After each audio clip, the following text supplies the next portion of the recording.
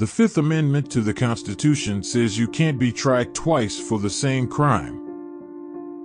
But apparently, you can be hanged twice, and it happened here in Lancaster, Pennsylvania.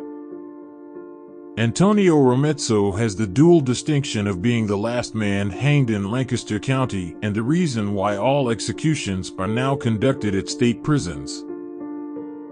What you might not realize is that hanging a man is a kind of science. What you do is take the man's height and weight, and that determines how far the drop should be with the goal of painlessly snapping his neck.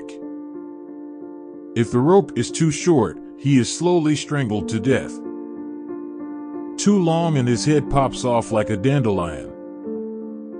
Neither are desirable outcomes.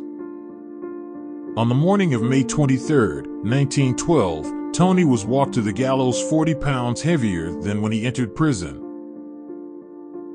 At 10:04 a.m., the signal was given and the lever was pulled. Romezzo fell through the trap door. However, instead of snapping his neck, the rope broke and Tony fell to the ground, unconscious. As it turns out, the noose was made from a used rope. So much for Lancaster frugality. The sight was gruesome. A woman fainted. A man threw up. Eyewitnesses reported that Tony made a horrible wheezing noise. One of the guards ran to find a new rope.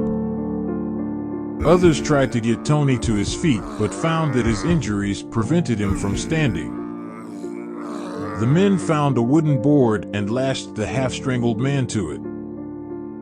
At 10:20 a.m., 16 minutes after the first attempt, the guards tried again. This time the rope held. Newspapers across the state reported the horror of the botched execution. The following day, the state legislature voted to end the practice of death by hanging and adopted electrocution. They also moved all executions to state prisons.